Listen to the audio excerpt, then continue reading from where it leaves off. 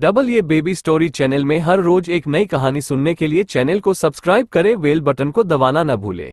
को बड़ा शौक था रंग बिरंगे चटक कपड़े पहनने का। बेटे राकेश भी ये बात खूब समझता। सुनीता देखो तो मैंने कैसी ब्राइट रेड कलर की साड़ी खरीदी है तुम्हारे लिए। ऐसे ही कपड़े पसंद है ना तुम्हें? यस बिल्कुल। मैंने बस ये चाहती हूँ कोई मुझे देखे तो कहे यार कितनी रंगीली और चटकीली लग रही है। सुनीता की मासूमियत भरी बात सुनकर राकेश भी हंस देता है। तभी वहाँ उनकी बेटी पीहू आ जाती है। माँ मुझे भी दिला दो ना इस रंग की फ्रॉक। जरूर बेटा, लेकिन पहले मम्मी की तो अलमारी भर जाए, तब जाकर मेरे और आपके कपड़े आ पाएंगे। नहीं बेटा, कल मैं आपको लेकर चलूंगी मार्केट।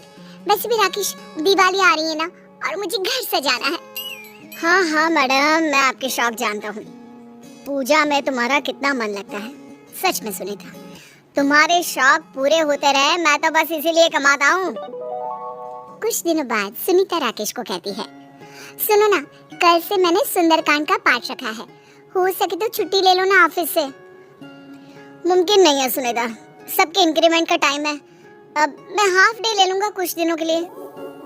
सुनीता के घर आए दिन कोई ना कोई पूजा पाठ चलती ही रहती। फिर एक दिन पड़ोसन कहती है, अरे राकेश भैया, सुनीता कहाँ है? मेरी बेटी का संगीत है, उसे बुलाया था, अभी तक नहीं आई। उसके बिना तो मोहल्ले का हर फंक्शन अधूरा है। अरे भाभी, आप तो जानती हैं, जरा सा कोई काम हो तो मेरी सुनीता कितने श्रृंगार करती है। यहाँ तो बेटी का संगीत है। अरे देखिए, पार्लर तो नहीं निकल गई ना। दोनों हंसने लगते हैं कि वहाँ सुनीता आ जाती है, सर से पैर तक सजी धजी। सुनीता किसी दुल्हन से कम नहीं लग रही थी। अच्छी बात है, मेरे पीछे पड़ोसन से मिलकर मेरी बुराई कर रहे हो। सही कह रहे थे राकेश भैया आप, ये तो किसी पार्लर से ही तैयार होकर आ रही है। इतना तो मैंने भी मेकअप नहीं किया सुनीता। अरे चलो ना, मेरा शौक ही क्या है, बस गाना बजाना, सजना सवरना और पूजा पाठ। अब चलो, देर हो रही है ना। बन्ना बन्नी गाने के लिए तो मैंने कितने दिनों से तैयारी की है। अब सुनीता जल्दी आ जाना, पीहू इंतजार करेगी। लेकिन जहाँ नाच गाने का कार्यक्रम हो, वहाँ से सुनीता को जल्दी कौन ला सकता है घर। पूरी शाम के बाद जब देर रात सुनीता घर पहुँचती है तो, माँ पापा ने सारा खाना बनाया है और मैंने लगाया है, चलो खा लेते हैं। हाँ, मुझे ना वक्त का पता ही नहीं चला। कल सुबह सुबह जल्दी जाना भी है। वो क्या है ना, हल्दी का कार्यक्रम है। पीहू भी देख रही थी कि माँ कितनी शौकीन और खुश मिजाज औरत है, जिसकी खुशी ही छोटी छोटी बातों में है। राकेश भी सुनीता से बहुत प्यार करता। फिर दिवाली के दिन, क्या बात है सुनीता, घर तो ऐसे जगमगा रहा है जैसे राजा राम की वापसी उनके महल में नहीं, बल्कि हम लोगों के घर में ही है। और पता है, त्योहारों को अच्छे से मनाना चाहिए। भले ही ज्यादा पैसे खर्च ना करो, लेकिन साफ सफाई और सजावट बहुत जरूरी होती है। बढ़ चढ़कर मनाना चाहिए त्योहारों को। चलिए, आप ये नए कपड़े पहन लीजिए। अरे वाह सुनीता, क्या कॉम्बिनेशन है। मेरा कुर्ता, तुम्हारी साड़ी और पीहू की फ्रॉक, सब लाल।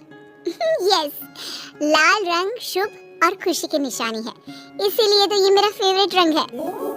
सब कुछ ठीक चल रहा था, लेकिन कहते हैं ना, अनहोनी कब आ जाए पता ही नहीं चलता।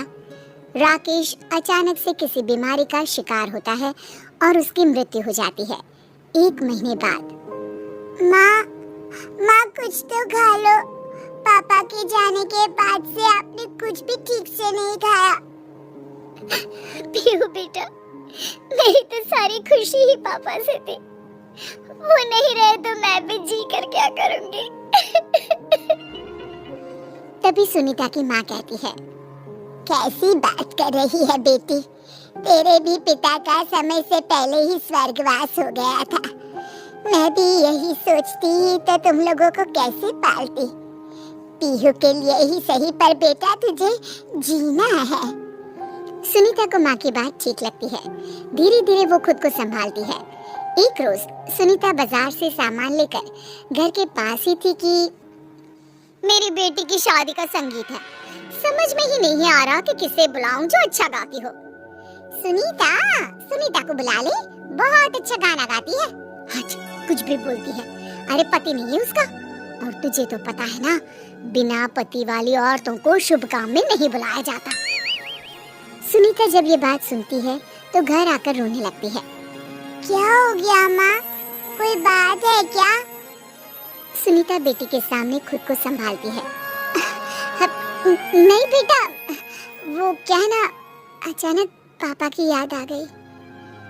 सुनीता धीरे धीरे खुद को घर के काम और पीहू की पढ़ाई में बिजी कर लेती है।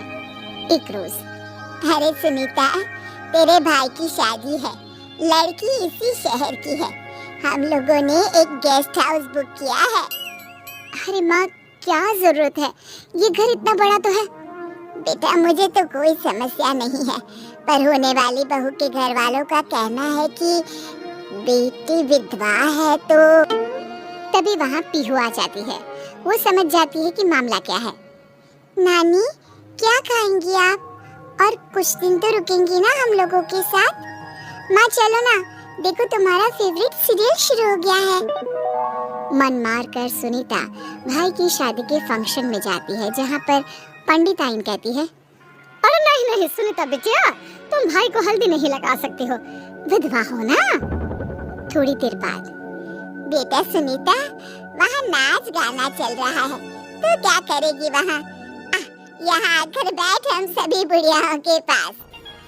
पर माँ, मेरी भाई की शादी है।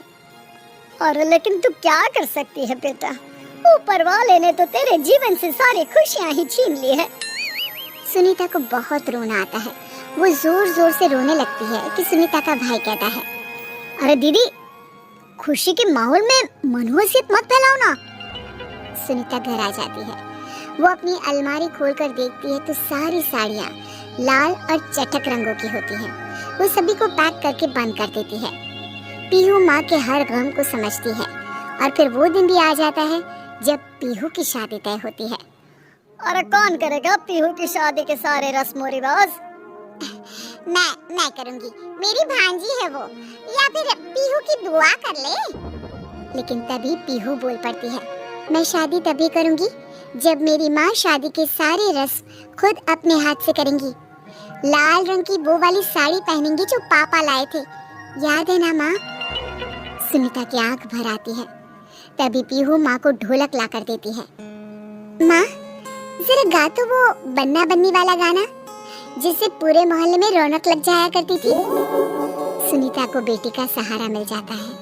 वो मुस्कुरा देती है, लेकिन जैसे ही वो ढोलक बेटी के हाथ से ले रही होती है कि पड़ोस की बुढ़िया बोल पड़ती है, अरे ये तो अपशकुन है। अपशकुन? मेरी बेटी की शादी है, माँ से बड़ा शगुन बेटी के लिए कुछ नहीं होता। और हाँ, ये नहीं है तो क्या हुआ, इनका प्यार और नाम आज भी मेरे साथ है। समाज को बदलना ही होगा। फिर क्या, पीहू की शादी का सारा काम सुनीता बढ़ चढ़कर पूरा करती है और विधवा माँ के हाथ से ही पीहू की विदाई भी होती है। हर रोज एक नई कहानी देखने के लिए चैनल को सब्सक्राइब करें और बेल आइकन को दबाना ना भूलें।